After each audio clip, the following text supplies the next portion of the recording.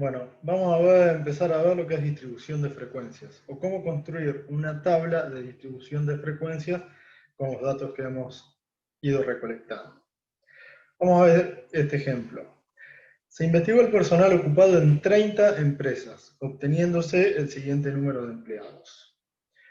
O sea, este 30 que tenemos aquí representa la muestra.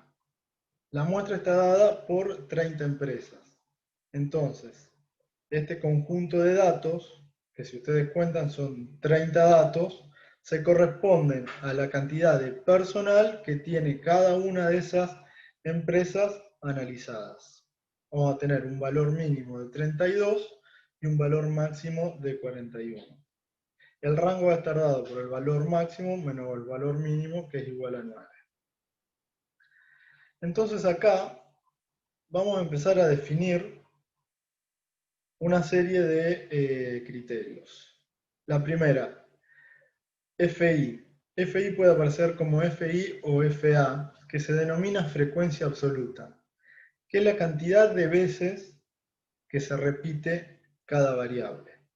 Es decir, nosotros vamos a ir formando una tabla como la que aparece acá, donde con X vamos a determinar cuál es la variable, que la variable cuál va a ser la cantidad de empleados que tiene cada empresa. O sea, si nosotros dijimos que era de la mínima 32 y la máxima 41, esta tabla se va a ir llenando de la siguiente forma: 34, 35, 36, 37, 38, 39, 40 y 41. O sea, los 30 datos que se estuvieron recolectando nos arrojan resultados que son entre 32 personas y 41 personas empleadas por cada una de las empresas. Entonces vamos a tener que la FI o frecuencia absoluta está dada por la cantidad de veces que se repite cada variable. ¿Cómo van a llenar esta columna de la tabla de distribución de frecuencias? Bueno, sencillamente se van a ir a donde están el conjunto de datos y van a ver cuántas veces se repite cada variable, es decir, cuántas veces se repite el número 32. Si ustedes buscan acá, el 32 aparece solamente una vez. Si buscan luego el 33, van a ver que el 33 aparece dos veces. Si buscan el 34, van a ver que aparece una vez, dos veces, tres veces, cuatro veces. Entonces al 34 van a ir y le van a poner 4, que es el número de veces que se repite. Vamos a, para que quede de la misma forma. Lo mismo van a hacer con el 35, el 36, el 37, hasta llegar al 41. Lógicamente, si ustedes tienen 30 muestras y en esta columna están poniendo la cantidad de veces que se repite cada una de las variables, si ustedes suman el contenido de estas columnas, el valor final tiene que ser igual a n, es decir, que la suma de las frecuencias absolutas les tiene que dar, en este caso, 30, que es el número de muestra que tiene. Luego, lo que se calcula es la frecuencia relativa. ¿Cómo se saca la frecuencia relativa? La frecuencia relativa se saca como 1, como la frecuencia absoluta, dividido el número de muestras, o sea, n. O sea, es FI sobre n. Como lo pueden ver acá, en este caso va a ser 1 dividido 30, da 0,033. Para el segundo caso va a ser 2, porque la FI es 2, dividido 30 es 0,067. En este caso va a ser 4 sobre 30. Eso sí tienen la posibilidad de calcularlo. Nos va a dar 4 dividido 30, 0,333. Y así sucesivamente para todas las frecuencias absolutas que tengan. Si ustedes suman toda esta columna, el valor final que les va a dar tiene que ser 1. Porque en definitiva lo que están sacando aquí ustedes es un porcentaje, perdón, si suman toda esta columna, el valor final que les tiene que dar es 1. Porque en definitiva lo que están calculando acá es un porcentaje que no está multiplicado por 100, con lo cual les va a dar 0, tanto, 0, tanto, 0, tanto, que si suman toda la columna es 100. Luego viene la frecuencia relativa porcentual. ¿Cómo se calcula esta? Simplemente multiplicando la frecuencia relativa por 100. Entonces esto le va a dar, en este caso, 0,033 por 100, 3,3. Lo mismo para lo demás. Este 3,3 quiere decir 3,3 por ciento, que es lo que indica la multiplicación por ciento. Por ciento. Entonces, si ustedes, en este caso, va a ser 0,133 por 100. Esto va a ser igual a el 13,3%. Y así sucesivamente hasta el final. Si ustedes suman toda esta columna, el resultado de esta suma les tiene que dar 100. Seguramente cuando lo hagan, no les va a dar esto 1 exacto y esto 100 exacto. Posiblemente les dé 0,98, 0,99, 1,01. ¿Por qué es eso? Por la cantidad de decimales que toman. Entonces, al no ser exacta la cantidad de decimales, generalmente se toman 2 decimales, el resultado final tiene alguna variación con respecto al 1 o al 100. Acá en mayúscula se denomina frecuencia absoluta acumulada. ¿Qué quiere decir esto? Tomo la frecuencia absoluta, el primer renglón es el mismo, la primera variable. Para la segunda variable es la suma del primer renglón más el segundo.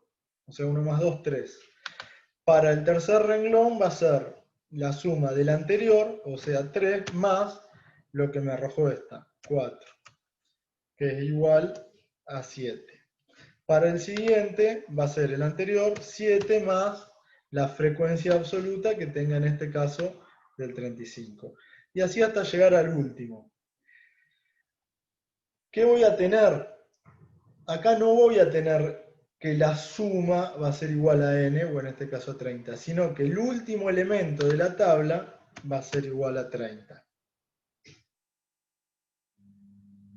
Para el cálculo de la frecuencia relativa acumulada, tomo el mismo criterio que para la frecuencia acumulada. El primer renglón es igual, para el segundo es la suma del primero más el segundo, para el tercero va a ser la suma 0,1 que tengo ahí más el 0,133 que me dio. Esto va a ser igual a 0,233. Para el cuarto, ¿qué va a ser? El que tengo 0,233 más lo que me haya dado en este renglón, y así sucesivamente. ¿Se acuerdan que cuando sumaban esta columna le daba igual a 1? Bueno, en este caso, el que va a dar igual a 1 es el último renglón. Y por último tienen la frecuencia relativa porcentual acumulada, que se puede calcular de dos formas, multiplicando lo que les da este cuadro por 100, fíjense, 3,3, si lo multiplican acá, 0,1 por 100 es 10, 0,23, 3% va a ser 23,3, o acumulando esta columna. Digamos, la primera va a ser 3,3, la segunda va a ser 6,7 más 3,3 le va a dar 10, la tercera va a ser 10 más 13,3 le va a dar 23,3, etc. Lo mismo, cuando llegan al último renglón, el valor que tiene que dar es 100. Y así completan la tabla de distribución de frecuencias. Ahora bien, una vez que tenemos completa la tabla, estos datos se pueden representar gráficamente. La forma más común de representarla es mediante un histograma, que es un gráfico de barras, donde en el eje X tienen las variables. Fíjense que tienen 32, 33, 34, 35, 36, hasta 41. Y en el eje Y lo que tienen son las frecuencias absolutas. O sea, fíjense, el 32 se repite una vez, el 33 se repite dos veces, el 34 cuatro veces, el 35, si bien no lo contamos, se repite 8 veces, el 36 se repite 6, el 37 4, el 38 2, el 39 está en 0, o sea que no aparece ninguna vez. ¿Qué quiere decir? Que no hay ninguna empresa que tenga 39 empleados. El 40, dos empresas tienen 40 empleados y el 41, uno. Esta es una forma de representar los datos, que se denomina histograma. Otra forma de representarlo es en el polígono de frecuencias. Es igual que el histograma, pero en vez de hacerlo en forma de barras, marcamos el punto y lo unimos con línea. Entonces, en el eje de la X seguimos teniendo las variables, y en el eje de la Y lo que tenemos son las frecuencias absolutas. Luego viene el polígono de frecuencia, la ojiva, perdón. La ojiva lo que hace es tomar en el eje X las variables y en el eje Y toma la frecuencia relativa porcentual, o sea, la última columna de la tabla, el FIR porcentual. Fíjense que va del 0 al 100%. Entonces arranca desde abajo y siempre va creciendo.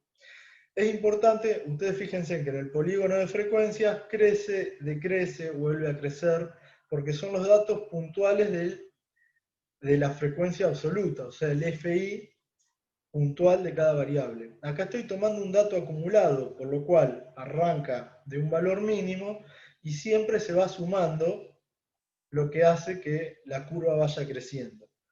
Solamente puede llegar a aplanarse cuando, como en el caso este del 39 que era 0, ustedes cuando completen la tabla van a ver que cuando saltan de 38 a 39, el FIR acumulado no aumenta, se mantiene igual. Entonces acá se ve una meseta. Y luego comienza a subir nuevamente. Entonces recuerden que para la ojiva, en el eje Y, lo que se toma es la última columna de la tabla, que es la frecuencia relativa acumulada.